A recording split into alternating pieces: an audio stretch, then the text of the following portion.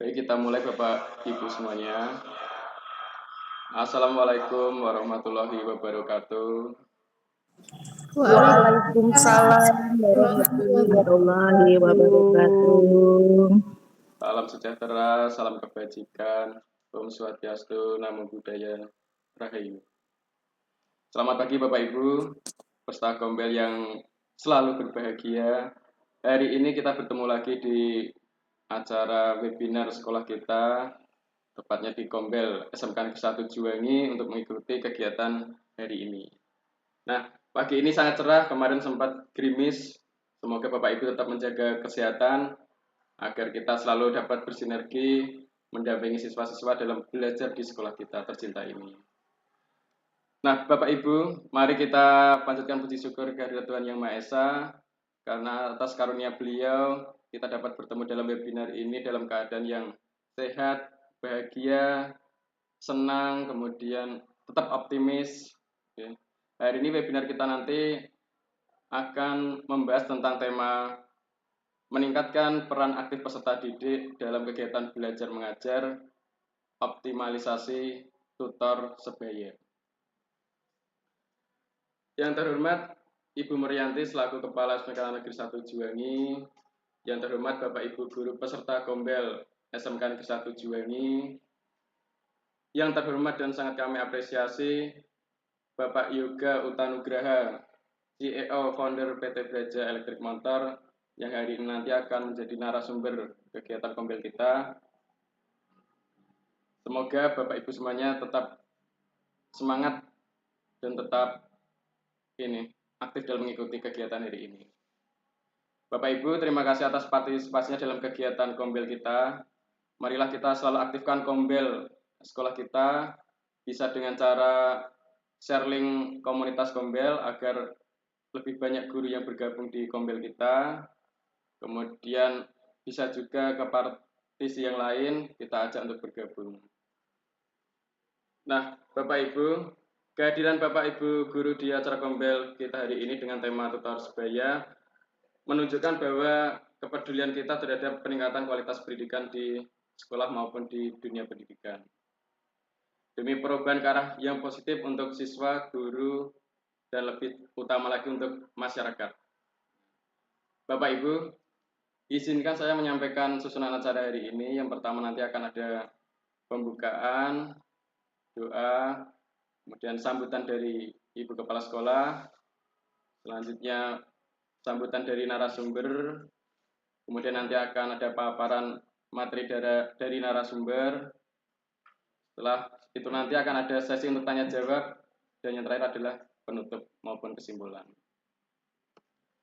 Baik Bapak Ibu, untuk memulai kegiatan hari ini, marilah kita berdoa terlebih dahulu. Sesuai agama dan kepercayaan masing-masing, berdoa dipersilakan.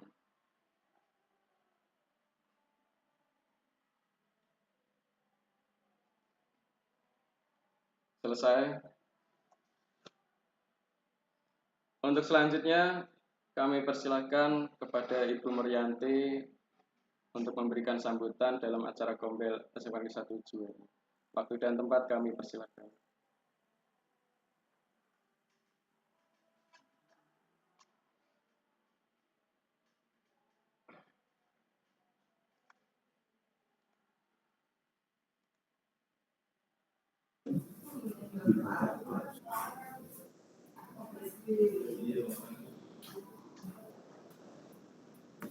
Nggih.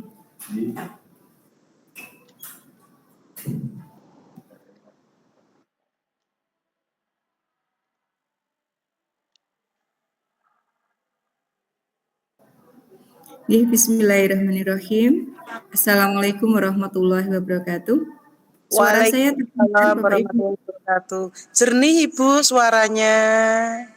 Alhamdulillah, karena ini tadi suara dari luar terlalu keras masuk ke ruang saya, jadi saya sempat meninggalkan room sebentar. Bismillahirrahmanirrahim. Assalamualaikum warahmatullahi wabarakatuh. Waalaikumsalam warahmatullahi wabarakatuh. Wilujeng Enjang Bapak Ibu semuanya, komunitas Gombel Saju yang berbahagia pada pagi hari ini.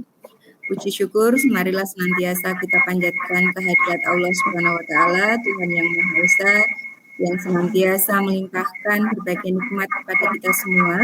Termasuk pada pagi hari ini kita bisa berkumpul ataupun melaksanakan kegiatan kombel kita, insya Allah dalam keadaan sehat, itu tidak lepas dari nikmat yang diberikan oleh Allah Subhanahu wa Ta'ala kepada kita semua. Pak Zainal mungkin bisa di mute dulu ya. Pertama, saya mengucapkan apresiatif kepada Bapak Ibu semuanya, apresiasi setinggi-tingginya kepada tim Kombel yang senantiasa membuat sebuah inovasi dari tema-tema ataupun kegiatan-kegiatan di Kombel kita yang semakin hari semakin inovatif, Bapak Ibu, termasuk kita mengambil tema adalah penguatan pembelajaran peserta didik kita sehingga kita bisa mengoptimalkan pembelajaran di sekolah kita dengan lebih baik, lebih bermakna dan lebih berpihak kepada peserta didik. Tidak lupa ini sampai salam kepada narasumber kita yang luar biasa ini ya, karena saking ini ya senang lihat Bapak Ibu semuanya sudah join ya Bapak Ibu. Wilujeng Enjang Pak Yoga Utanugraha nggih, CEO dari founder PT Braja Elektrik Motor yang sudah kerso membersamai kami untuk memberikan materi dan pencerahan kepada tim Kombel Saju di SMK Negeri 1 Juwangi nggih Pak Yoga, nyuwun pencerahan dan wawasannya sebagai bekal kami untuk bisa meningkatkan pelayanan pembelajaran kepada siswa. Bapak Ibu, materi yang nanti akan disampaikan oleh Pak Yoga tentu saja menjadi poin utama bagi kita untuk bisa share kepada anak-anak, mengkondisikan anak-anak terkait kegiatan tutor sebaya. Jadi apa yang didapat oleh anak didik kita dari pembelajaran yang dilakukan bersama dengan guru maupun dengan industri, tentu saja itu akan lebih optimal ketika bisa berapa persen dan secara otomatis siswa sudah mendapatkan materi dan dia bisa sharing biasa upaya-upaya yang butuh pengorbanan dan seterusnya, sehingga ketika itu harus disaringkan kepada anak lain mereka merasa keberatan. Lah hal ini yang nanti harus kita pahamkan kepada mereka semua bahwa segala sesuatu termasuk ilmu yang kita dapat ketika bisa di-sharingkan kepada orang lain, maka ilmu itu akan terjaga terus dan akan semakin membuat kita menjadi lebih paham dan lebih baik. Itu mungkin Bapak Ibu yang bisa saya sampaikan. Terus semangat untuk Bapak Ibu SMK Negeri 1 Juwangi, baik guru maupun tenaga kependidikan untuk terus meningkatkan kompetensi diri, mengupgrade diri dalam upaya untuk meningkatkan pelayanan kita kepada anak didik kita. Semoga pembelajaran di SMK Negeri 1 Juwangi semakin inovatif dan bermakna dan semakin bermanfaat dan berpihak kepada peserta didik kita. Terima kasih dan waktu sepenuhnya saya haturkan kembali kepada Pak Raditya untuk bisa langsung pada narasumber nggih Pak Yoga, dan sekali lagi saya ucapkan terima kasih pada Pak Yoga. Semoga apa yang sudah diberikan kepada SMK Saju itu akan semakin berkah ilmunya dan rezekinya ya Pak Yoga nggih. Hanya itu yang bisa saya haturkan. Terima kasih dan selamat pagi. Billahi taufiq wal hidayah. Wassalamualaikum warahmatullahi wabarakatuh. Waalaikumsalam warahmatullahi wabarakatuh. Waalaikumsalam warahmatullahi wabarakatuh. Terima kasih Bu Murianti atas sambutannya. Untuk waktu selanjutnya kami persilakan kepada narasumber kita Bapak Yoga Utanugraha untuk memberikan sambutan, perkenalan maupun materi di pagi hari ini. Waktu dan tempat kami persilakan Pak.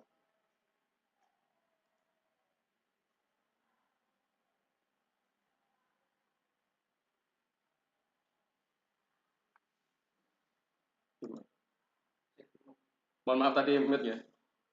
Terima kasih Bu Murianti atas sambutannya. Untuk waktu selanjutnya kepada Bapak Yoga Utanugraha kami persilakan untuk memberikan sambutan, perkenalan maupun materi. Untuk waktu dan tempat kami persilakan. Monggo Pak. Maturun Pak Bima. Assalamualaikum warahmatullahi wabarakatuh. Selamat pagi Bapak Ibu guru, Selamat yang saya hormati Bu Kepala Sekolah, Bu Pagi, Pak. Rianti, kemudian Bapak Ibu guru semua. Mohon izin ini semua dari Juwangi ya atau mungkin ada yang dari luar Juwangi. Selamat pagi semua. Salam kenal. Saya temannya Pak Bima. Jadi secara tidak sengaja bertemu di sebuah kegiatan yang lain, kemudian kita saling sharing ya cerita background ternyata nyambung gitu. Nah, sebentar saya izin share screen. Oke, sudah. Kayaknya Apakah sampun nggih? belum, Pak. Belum nggih. Sudah. Sampun terlihat. Sampun nggih. Sampun. Jadi alhamdulillah saya diberi kepercayaan yang saya belum pernah sama sekali menyampaikan materinya. Jadi saya juga belajar apa itu tutor sebaya gitu kan. Tapi sebelumnya saya mohon izin untuk memperkenalkan diri saya. Nama saya Yoga Utanugraha. Saya lahir di Sukoharjo 20 April 92. Hobi saya otomotif, sehingga dengan hobi saya itulah yang mengantarkan saya sekarang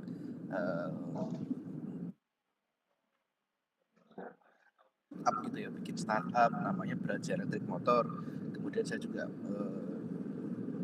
mengajar juga sebagai dosen di Teknik Elektro Universitas Airlangga gitu. Jadi dulu saya SD di Gayam 1 di Sukoharjo, kemudian SMP di SMP 1 Solo, kemudian SMA 1 Solo. Jadi kalau insya Allah kalau bahasa Jawa halus insya Allah masih bisa, tapi semenjak sudah kuliah di Surabaya kemudian dapat kehidupan di Surabaya ya, jadi bahasanya nanti agak campur-campur. Nah, sebenarnya saya bingung ketika diminta Pak Bima untuk menyampaikan materi. Saya kira juga menyampaikan materi tentang kendaraan listrik atau tentang renewable energy, tapi ternyata diminta untuk menyampaikan tentang tutor sebaya itu. Tapi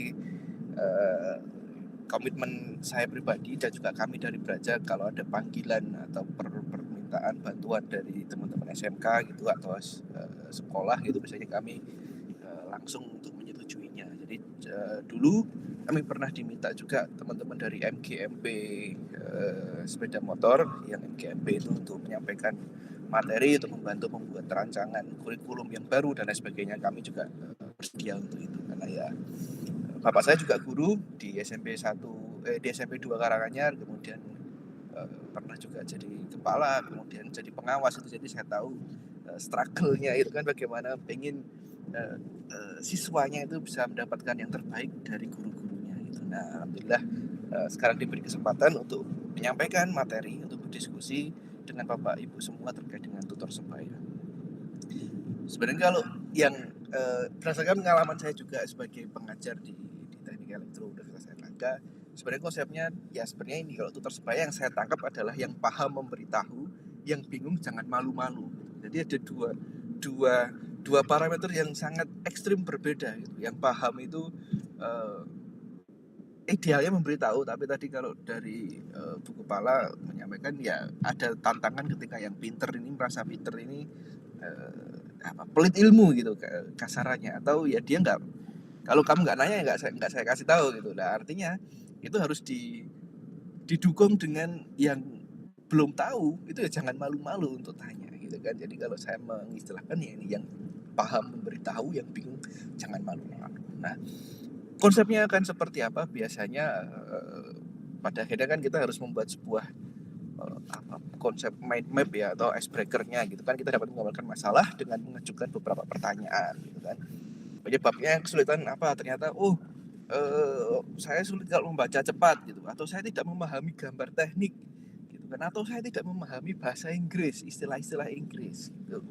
Kemudian kapan waktu terbaik belajar? Nah, ini juga tergantung siswanya juga. Kadang dia bisanya kalau harus sepi banget gitu, atau ternyata harus dilafalkan malahan suaranya, atau harus melihat gambar karena dia modelnya adalah image memory, jadi dia tidak bisa memahami rumus, tapi kalau rumusnya itu dia capture seperti seolah-olah kamera memfoto, dia bisa mengingat itu kembali gitu. Itu beda-beda. Kemudian di mana lokasi belajar sudah pasti tadi harus tenang kah, atau ya sudah asal di warung kopi dan lain sebagainya. Kemudian cara seperti apa yang paling efektif untuk belajar, lalu bagaimana selanjutnya. Nah, ini yang penting ketika kita sudah mengetahui karakteristik siswa kita gitu kan. Mungkin terdapat perbedaan di beberapa kelas. Mungkin ada yang kelasnya lebih banyak hal-hal yang teoritis, kemudian ada yang lebih banyak ke praktikal, ke praktis, ke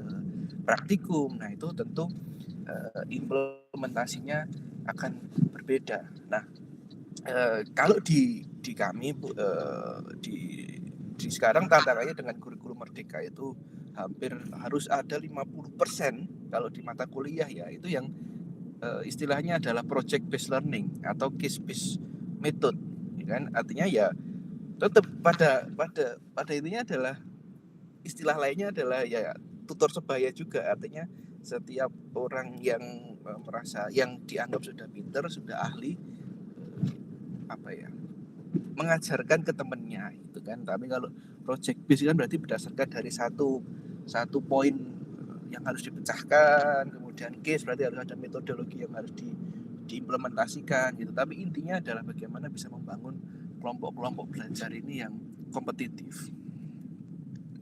Nah, kadang secara psikologis gitu kan yang bisa kami lakukan gitu. Jadi selain saya diberi tanggung jawab untuk mengajar di lokasi kami di Belajar Elektrik Motor, itu menerima magang mungkin hampir sekitar 20 orang. Itu komposisinya ada yang dari SMK sekitar 6 bulan, kemudian ada juga dari universitas yang ada juga ya magang 4 bulan, ada yang kerja praktek 2 bulan gitu. Nah, di sini kita yang harus bisa mendistribusikan siapa ngajari siapa gitu kan, dan siapa belajar ke siapa supaya nanti mereka itu mendapatkan ilmu yang sama. Katakanlah transisi dari yang sudah ikut 2 bulan kemudian ada yang masuk di bulan kedua, nah ini harus diajari. Nah itu siapa PIC-nya, kemudian kamu harus belajar apa gitu kan. Nah secara psikologis gitu kan, kita juga harus memainkan psikologisnya si yang orang kita anggap pintar ini gitu kan. Kita anggap orang ini pintar, siswa ini pintar gitu kan.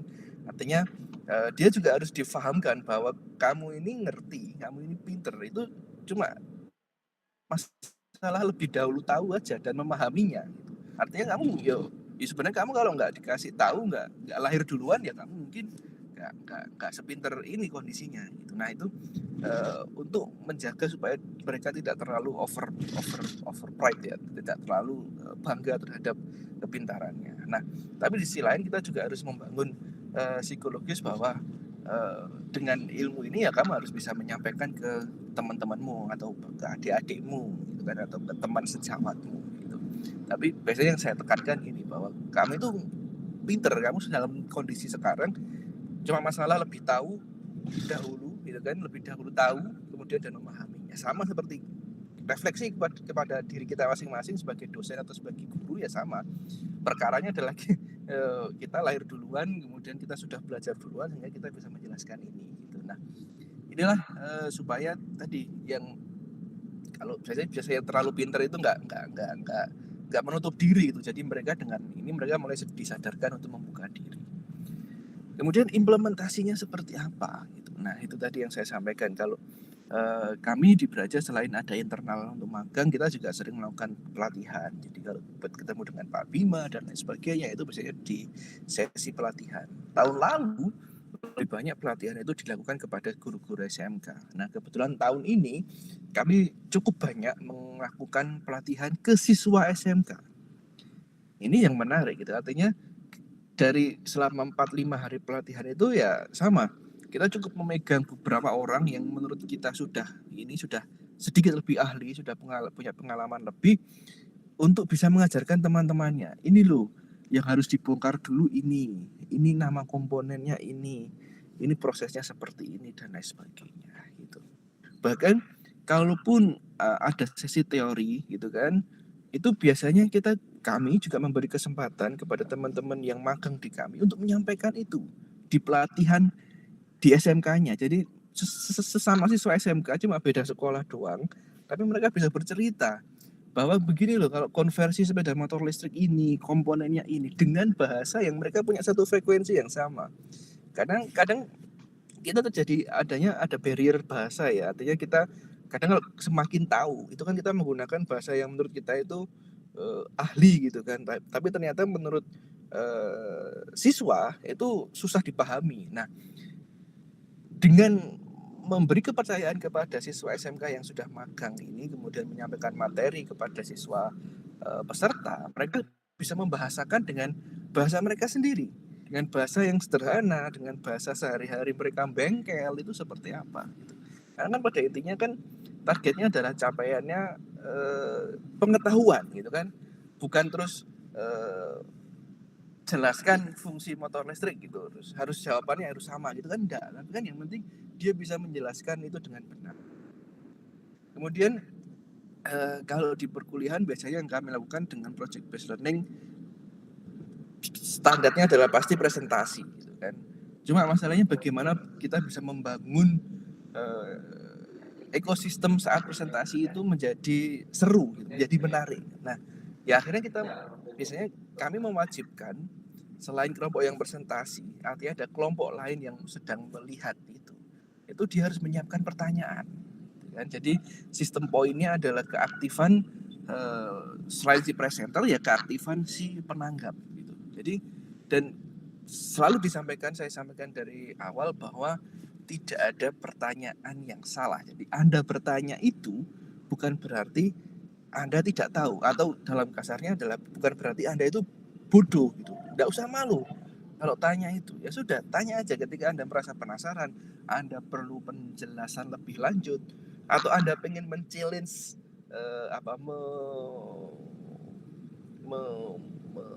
menguji teman Anda sendiri, dilakukan saja. Jadi mirip-mirip kayak sidang tugas akhir gitu. Jadi ini coba ini nanya ini kenapa Pak ini. Nah, terjadilah sebuah diskusi menarik. Jadi sudah terjadi dua arah. Karena kadang kalau teman-teman mahasiswa atau mungkin siswa juga ya diberi tugas presentasi, ya satunya yang presentasi ya udah presentasi aja sampai selesai, terus habis itu pertanyaan ya formalitas, atau malah kadang nggak ada yang tanya malah moderatornya. Nah, itu yang kadang yang nggak tumbuh gitu kan diskusinya gitu. Kurang lebih seperti itu. Atau sama seperti yang kami implementasikan juga. Jadi saya diberi kesempatan juga untuk jadi kalau tugas dosen kan mungkin Bapak Ibu juga tahu ada yang namanya pengabdian masyarakat. Kami melakukan pengabdian masyarakat juga di SMP, SMA, KJRI di Malaysia. Jadi yang isinya adalah putra-putri TKI yang lahir di sana tapi tidak punya legalitas, sehingga mereka tidak bisa sekolah di sekolah reguler di Malaysia. Nah, pemerintah Indonesia memberi fasilitas sekolah internal di KJRI-nya, di Kedutaan Indonesia, SMP dan SMA. Nah, tugas kami adalah memberikan tambahan informasi. Jadi mereka pengen belajar nih tentang kendaraan listrik, gitu kan. Dan kita mulainya kita juga bukan memulai dari hal yang mulu-mulu, kita harus bikin mobil listrik, kita harus bikin prototipe sepeda motor. Enggak, kita mulai dari fundamental dulu. Dengan dengan project juga. Jadi kita bagi jadi dua kelompok, jadi satu kelompok itu ada 2-3 orang, kita bawakan modul-modul yang sederhana seperti ini. Nah, ini kan modul ini sebenarnya dia merepresentasikan bagaimana kendaraan itu, gitu kan. Mirip Tamiya. Dia punya sasis, dia punya roda, dia punya dinamo, dia punya sumber energi, entah itu baterai, entah itu pakai solar cell dan lain sebagainya. Nah, ini yang menarik. Jadi ketika sudah berhasil satu orang ada yang lebih cepat untuk merakit, dia bukan terus ini santai-santai. Dia yang harus mempresentasikan dulu ke temennya, mengajari temennya. Gini loh, oh ini kurang begini, kamu salah masangnya, urutannya salah, dan lain sebagainya. Nah, itu yang menarik di situ. Nah, memang tugas kita sebagai pengajar sudah bergeser ya dari yang sebelumnya mungkin zaman dulu saya juga pernah mengalaminya, diajari guru dan lain sebagainya yang lebih ke satu arah. Sekarang kita lebih menjadi seperti dewan juri gitu kan, atau sebagai moderator atau sebagai wasit gitu. kan. Jadi mereka sendirilah yang sebenarnya melakukan kegiatan itu, melakukan proses learning itu, kita yang memberi batasan pagar-pagernya. Oh ini mungkin jawaban dia sudah benar, tapi mungkin satuannya salah atau menggunakan istilah yang salah dan sebagainya gitu. Nah itu yang tugas kita untuk bisa membenarkan. Nah kalau di kegiatan ini misalnya kita balapan gitu, dijajar dulu sebelum kena matahari, ditutup pakai kardus, nanti setelah kena matahari dia kan jalan sendiri karena pakai solar cell kan gitu. Nah setelah selesai balapan baru kita analisa gitu. Coba dipresentasikan kenapa kok ini tadi yang terakhir kenapa kok terjadi seperti ini. Nanti dia bisa menjelaskan, oh ini mas ternyata ini gearnya itu tadi terjadi slip karena saya masang rodanya kurang pas dan lain sebagainya. Kemudian nanti yang juara juga akan menjelaskan analisanya seperti apa. Nah disitulah terjadi lagi diskusi antar sebaya. Jadi kita sebagai wasit ya ini harus tahu kapan nyemprit ya kan, kapan ini dijalankan lagi dan lain sebagainya. Kurang lebih seperti itu yang bisa saya sampaikan tentang implementasi tutor sebaya, karena pada akhirnya ya ini lebih ke arah bagaimana sih implementasi dari konsep tutor sebaya itu di mata pelajaran yang mungkin Bapak Ibu ampuh selama ini gitu. Karena pasti nanti case-nya beda. Ada yang di bengkel, ada yang telekomunikasi, ada yang multimedia, ada yang akuntansi mungkin dan lain sebagainya. Ada tadi pasti nanti case problem-problemnya juga berbeda, implementasinya beda, tapi pasti tujuannya sama, bagaimana kita bisa meningkatkan diskusi antara siswa tersebut. Dan pasti sebenarnya teman-teman itu tinggal dikumpulkan aja atau diberi arahan aja supaya mendapatkan fasilitas yang memadai. Mungkin dia perlu belajar kelompok di sekolah, ekstra setengah jam setelah sekolah untuk diskusi dan lain sebagainya. Nah itu juga perlu ada fasilitas-fasilitas tersebut. Mungkin kalau zaman dulu waktu saya masih ngekos di SMA ya di belakang SMA 1 ya pada akhirnya ya diskusinya ya di kos-kosan gitu kan. Jadi yang pinter dikasih dijebak dengan martabak gitu kan, nanti yang itu ngajari setengah jam 1 jam kita udah jadi lebih tahu daripada kita nggak paham sebelumnya dari guru. Kita bisa mengundang siswa yang sudah pintar itu, biasanya seperti itu. Nah ini monggo Bapak Ibu semua untuk berdiskusi gitu kan, karena pada akhirnya saya di sini juga masih sama-sama masih belajar untuk terus berinteraksi menjadi seorang pengajar yang baik gitu kan, yang bisa memfasilitasi siswa supaya siswa itu bisa berkembang dengan baik sesuai dengan yang dia harapkan, sesuai dengan yang diharapkan juga oleh orang tua mereka. Dan saya harap semoga dengan sedikit ini bisa memantik diskusi untuk ternyata begini, iya ternyata ini, atau iya ternyata saya sudah diingatkan gitu kan. Jadi kita lebih ke fungsi untuk saling mengingatkan saja. Saya kira begitu Pak Bima, singkat saja presentasi dari saya, semoga bermanfaat. Monggo jika ada pertanyaan atau diskusi saya kembalikan ke Pak Bima. Matur nuwun. Terima kasih Pak Yoga Utanugraha atas penyampaian materinya. Untuk sesi selanjutnya Bapak Ibu akan kami buka sesi tanya jawab. Kami berikan dua penanya. Silakan Bapak Ibu.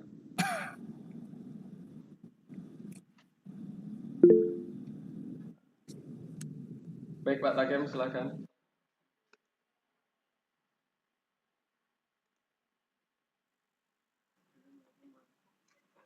Terima kasih. Bismillahirrahmanirrahim. Assalamualaikum warahmatullahi wabarakatuh. Waalaikumsalam warahmatullahi wabarakatuh. Terima kasih pagi hari ini kita bisa berkumpul lagi di Kombel Saju yang luar biasa. Bisa belajar bersama, dapat ilmu banyak. Terkait materi yang disampaikan oleh Pak Yoga, jadi kami sebenarnya sudah melaksanakan itu Pak Yoga. Pengalaman kami itu saya mengajar di produktif, jadi di produktif DPIB. Jadi terkait pembelajaran teman sebaya, karena kami itu ada praktek menggambar di sana. Jadi sehingga pemahaman anak itu berbeda-beda, ada yang bisa cepat, ada yang lambat, bahkan ada yang tidak bisa atau kurang bisa untuk melaksanakan pembelajaran itu karena memang ya beda-beda daya tangkap anak itu. Sehingga sebenarnya kami sudah melaksanakan terkait itu. Ketika kami mengajar itu ada siswa yang lebih dahuluan cepat menangkap, paham dan bisa, itu sudah kami suruh untuk memberikan pembelajaran juga bahasa Jawa nih, marai kancane yang lain biar pemahamannya juga bisa cepat kan gitu. Termasuk itu juga menguntungkan kami. Kami anggap sebagai asisten untuk membantu kami karena kami ngajar ngajari anak banyak, ketika kami sendiri juga ya repot juga ketika ada anak cepat menangkap, langsung kami beri tugas untuk menyebarkan ke teman yang lain. Hanya begini ada masalah. Jadi ketika anak itu ya tadi muncul egois. Ketika disuwun, ayo cah, liyane diajari temennya, ora tinggo dhewe ilmune, bahasanya begitu. Jadi kami yang tanyakan pada saat ini, mungkin Pak Yoga juga punya pengalaman berbagi lagi, bagaimana ketika ada anak-anak juga kan yang egois itu muncul. Ketika kita suwun ngajari temennya, ya ada juga yang tidak mau, tapi juga ada yang mau juga kan gitu. Mungkin bisa berbagi pengalaman itu Pak Yoga, kami suwun bisa memberikan pencerahan pada pagi hari ini. Terima kasih. Assalamualaikum warahmatullahi wabarakatuh. Waalaikumsalam warahmatullahi wabarakatuh. Matur nuwun Pak Mustaqim. Jadi Iya. saya langsung menanggapi ya Pak Bima. Jadi ini yang saya lakukan. Tapi saya sejujurnya saya juga tidak tahu ini benar apa enggak gitu. Tapi yang saya lakukan adalah untuk mensecure untuk menjaga bahwa tadi yang sudah pintar duluan itu membuat mereka nyaman, ya kita harus memastikan bahwa di awal peraturannya adalah ketika tadi yang duluan pertama ya pasti dia mendapatkan nilai 86 ke atas gitu. Jadi sudah yakin bahwa aku dengan menyalurkan ilmu ini saya sudah mengunci nilai yang baik gitu. Jadi berarti artinya resiko bagi yang belajar pun ya dia paling memperbaiki satu step di atas kondisi dia sekarang, tapi bukan berarti dia bisa sejajar secara nilai ya di titik tersebut gitu. Jadi yang saya sampaikan di sini lebih ke apa istilahnya reward punishment-nya itu kita jelaskan di awal. Jadi ada tentu sebagai ini kan kita harus punya ada penilaian, tapi di sisi lain nanti kamu akan mendapatkan ilmu yang sama pada akhirnya, tapi penilaian itu tetap harus ada sehingga gue nggak usah khawatir gue wis ahli di sian gitu kan, ya gue akan mendapatkan nilai yang baik kok gitu. Dan potensi kesalip daripada temenmu ya pasti kamu sudah duluan. Tapi kalau kamu nanti ini terus kamu sudah ahli terus kamu ngajari temenmu terus kamu malas-malasan ya kamu pasti kesalip. Tapi kalau kamu tetap leading terus ya kamu akan tetap menjaga nilai itu. Saya sih gitu sih Pak konsepnya. Jadi lebih ke reward punishment yang kita jalankan di situ, karena saya yakin tadi mereka khawatir nggak pengen ngasih ilmu ke temennya, temen menularkan ilmunya karena engko luwih pinter saka aku piye gitu kan. Ya wes berarti kalau ada yang 1 jam sudah selesai duluan, ini posnya kamu punya pos nilai di sini. Kalau setelahnya kamu punya pos nilai di sini. Gitu. Kurang lebih seperti itu Pak Mustaqim. Mungkin saya tidak tahu ada Bapak Ibu lain yang sudah menerapkan metode lain mungkin. Nah ini monggo bisa disampaikan juga terkait hal tersebut. Atau mungkin ada tanggapan dari Pak Mustaqim juga. Baik Pak Mustaqim, monggo dipersilakan apabila ada tanggapan lagi.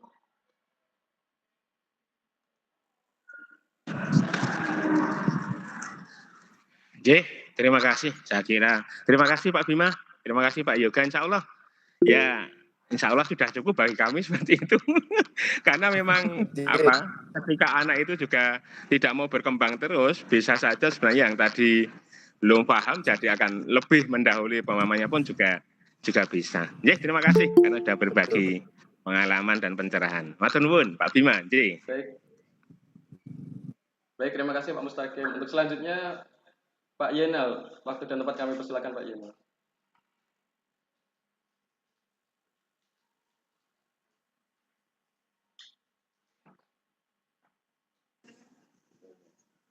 Ya, terima kasih Pak Bima telah memberikan kesempatan untuk menyampaikan satu unek-unek yang saya tangkap dari Bapak Yoga tadi terkait dengan pemahaman tutor sebaya.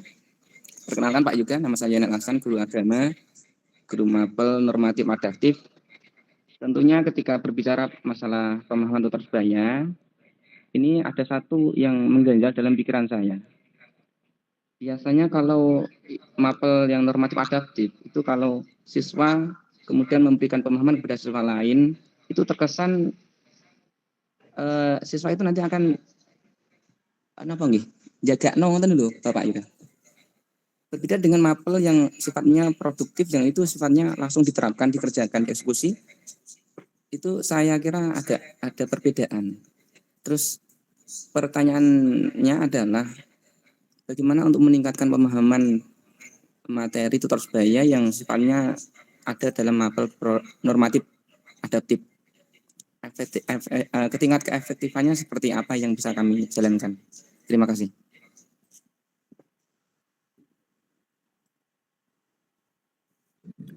Terima kasih, Pak kasih Bima. Pak.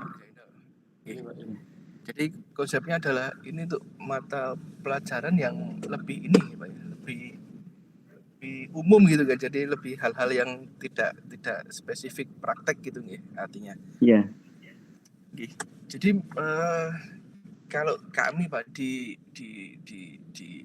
dosen itu juga ada kondisi seperti itu. Jadi istilahnya gini, ada mata kuliah itu yang jadi kita kayak punya grading gitu.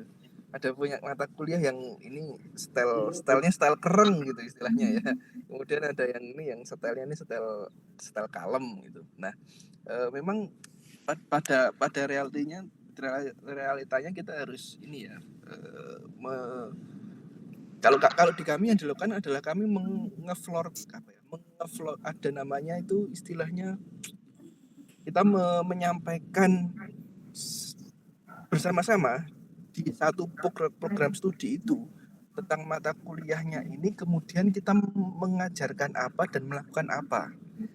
Kenapa begitu? Jadi kita tahu level beliau beliau mengajarnya ini style kenceng apa enggak, nanti yang beliau ini style ini apa enggak, karena pada akhirnya kan dalam satu hari ini kan atau dalam satu minggu ini siswa kan juga harus diatur psikologisnya ya, dia harus diberi beban berat pada kondisi mana, kemudian yang ini agak enteng gitu kan. Nah disitulah kalau saya menyetarakannya dengan yang enteng ini dengan yang hal yang normatif. Nah memang hal yang normatif ini nggak bisa terus dibikin seperti yang tadi yang poin-poin utama atau misalnya kami mata kuliah utama gitu kan. Kalau ini yang normatif ya biasanya kami lebih ke arah diskusi sih Pak, balik lagi ya Pak ke diskusi, tapi kita tunjuk hidung. Jadi dia nggak bisa jaga nih temen nih gitu kan, langsung hidung kita kasih waktu gitu, jadi lebih kayak kuis-kuisan gitu. Terus mungkin Bapak juga sudah menyampaikan sudah mulai menggunakan ya ada pakai Kahoot, pakai metode-metode kuis yang lain yang modelnya itu lebih happy gitu. Jadi merasa siswa itu tidak tertekan. Itu sih yang bisa saya sampaikan, mungkin seperti itu Pak untuk menghadapi mengajar mata pelajaran mata kuliah yang normatif ya, itu sudah umum gitu. Itu saya lebih ke arah hal-hal yang berhubungan dengan kuis gitu.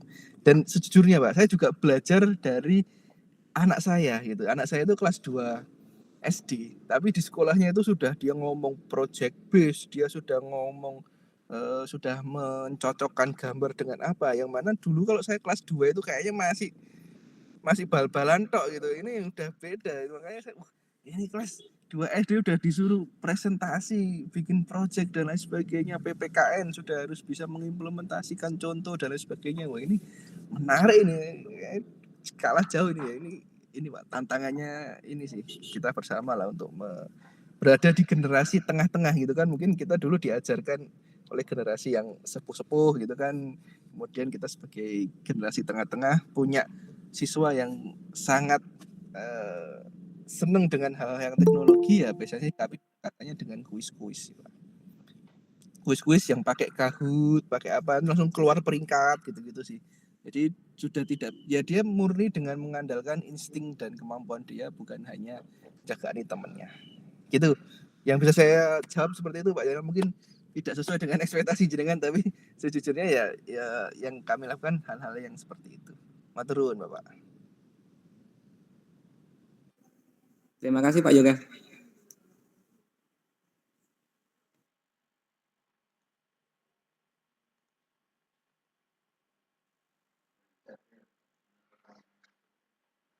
Baik, sebelum kami lanjutkan, mungkin ada lagi tanggapan dari Bapak Ibu terkait materi atau tema diskusi kita hari ini.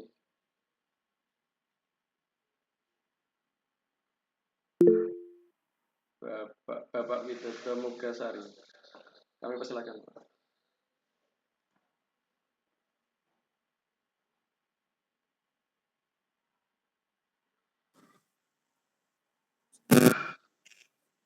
Terima kasih Pak Bima atas waktunya.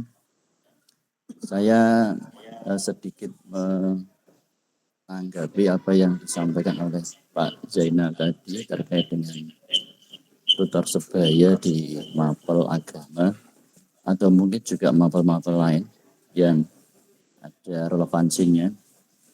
Ya memang pada prakteknya itu menurut saya memang tutor sebaya itu lebih bisa diukur ketika yang berkaitan dengan sebuah proyek atau pekerjaan atau kompetensi lah ya. Tapi kalau kita coba petakan begitu di agama itu barangkali kalau seperti misalnya tentang baca tulis Al-Quran itu misalnya ya, kalau misalnya ada kompetensinya gitu, itu barangkali juga bisa dipraktekkan tutor sebaya. Contohnya misalnya anak-anak yang sudah Iqra 6 itu mengajari Iqra di bawahnya. Anak-anak yang sudah lancar Al-Quran bisa mengajari teman-teman yang masih level Iqra. Nah itu daripada kita harus memberikan pembelajaran sendiri, kita handle sendiri, saya kira pemetaan yang seperti itu bisa dipraktekkan dalam tadi tutor sebaya terkait dengan mungkin baca tulis Al-Quran. Tetapi memang kalau berupa konsep-konsep atau pemahaman itu juga perlu standarisasi yang jelas dari. Tapi kalau hanya masalah praktek ya, seperti itu barangkali tutor sebaya tentang baca tulis Al-Quran itu bisa dipraktekkan.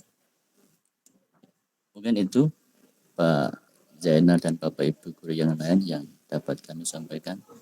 Saya mohon maaf ada kesalahan, kami kembalikan ke Pak Bima.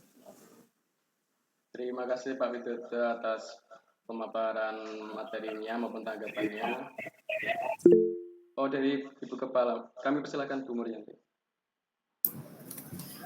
Ya, terima kasih Pak Yoga, ilmunya luar biasa.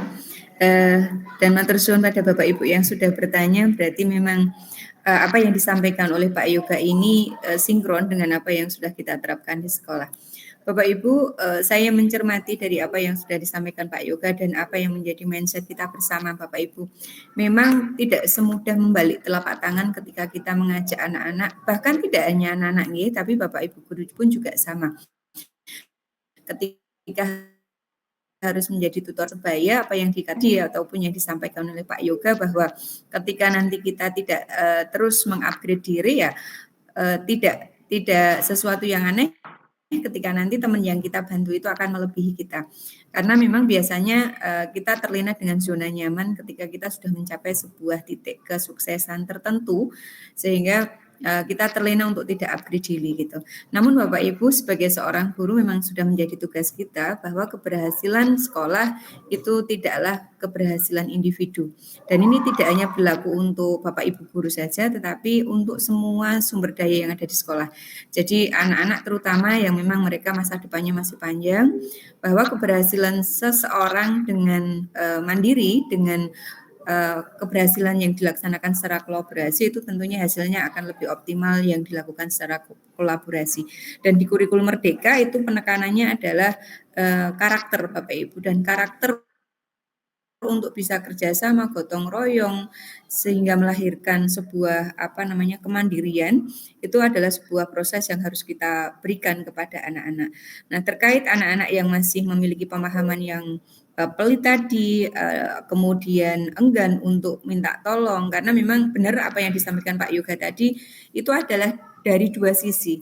Jadi ketika anak merasa dirinya memang membutuhkan pemahaman lebih dari temannya, ya kita push untuk dia tidak malu untuk bertanya. Jadi pemahaman-pemahaman awal yang harus kita berikan kepada anak-anak kita supaya tidak malu bertanya ketika dia tidak bisa, dan jangan segan-segan memberikan share ilmunya kepada teman-teman ketika dia paham. Dan tentu saja ini tidak di semua mata pelajaran, tidak di semua kegiatan full gitu ya Bapak Ibu, tapi kita bisa mengemasnya dalam sebuah kegiatan PJBL tadi, project tadi, ataupun dalam kegiatan pembelajaran panjenengan sesuai dengan skenario yang kita buat masing-masing. Jadi intinya tutor sebaya ini tidak bisa kita telan mentah-mentah, tapi harus kita proses kembali sesuai dengan kebutuhan anak didik kita di kelas kita masing-masing, dengan karakteristik mapel kita masing-masing, meskipun dengan core yang sama, yaitu tentang empati, kemudian rasa gotong royong, kebersamaan sesuai dengan dimensi profil pelajar Pancasila. Namun kembali lagi ke karakter awal manusia ya, hal-hal seperti itu mungkin juga akan terjadi karena ini tadi pelit, karena ada background dalam pencapaian ilmunya itu seperti apa. Tapi ketika kita sudah mengembalikan pada tujuan lulusan kita adalah lulusan atau peserta didik yang memiliki profil pelajar Pancasila dengan 6 dimensinya itu, kembali menjadi tugas kita bersama semampu kita, dan kita juga harus kolaborasi bersama-sama untuk bisa satu visi menyampaikan pemahaman kepada anak-anak bahwa kolaborasi gotong royong itu sangat penting dan akan semakin membuat kita sukses. Gitu Bapak Ibu, sedikit yang ingin saya kuatkan dari pemahaman kita bersama, dan matur suwun Pak Yoga sekali lagi, dan sebenarnya saya kembalikan ke Pak Bima lagi nggih, monggo matur suwun.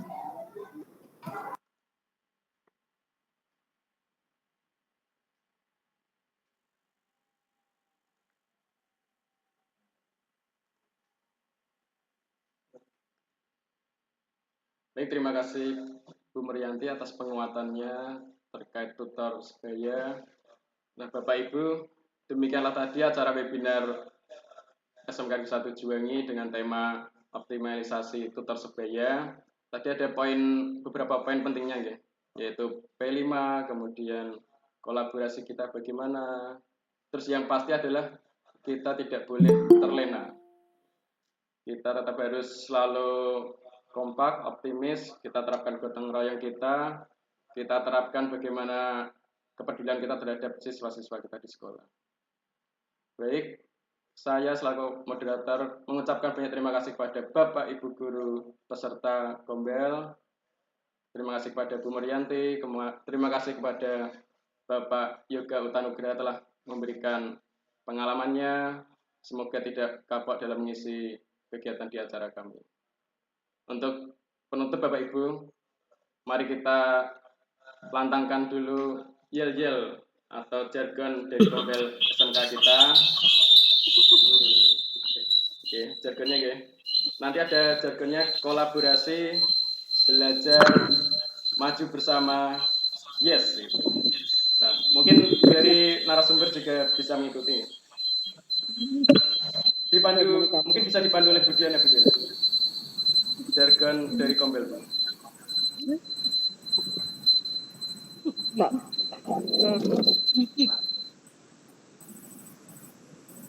Bu Diana. Tolong dipandu jargonnya, Bu.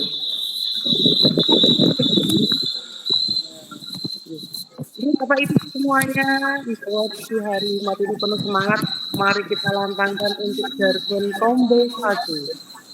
Komunitas belajar 1, kolaborasi Kolaborasi belajar maju bersama. Yeah. Sekali lagi Bapak Ibu, komunitas belajar satu. Kolaborasi. Belajar maju bersama. Yes. Maju bersama dan melawan. Suara sekali lagi maju, melaju dan melawan. Terima kasih Bu Diana atas pemimpinannya. Baik Bapak Ibu, terima kasih telah bergabung di acara Gombel sekolah kita. Untuk acaranya kami tutup. Wassalamualaikum warahmatullahi wabarakatuh. Waalaikumsalam Terima kasih.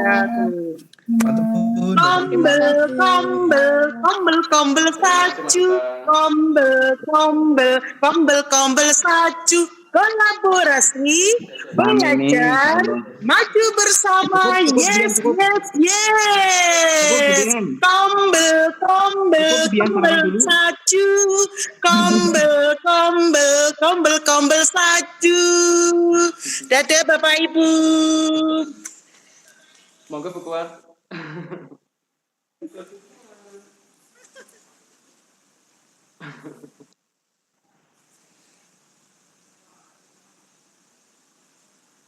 Wait.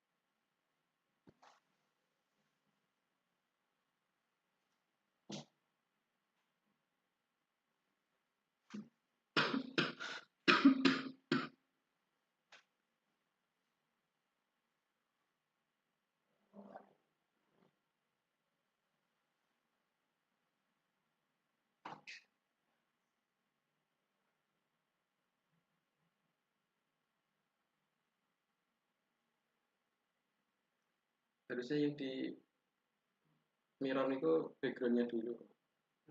Di beberapa blok di mirror video.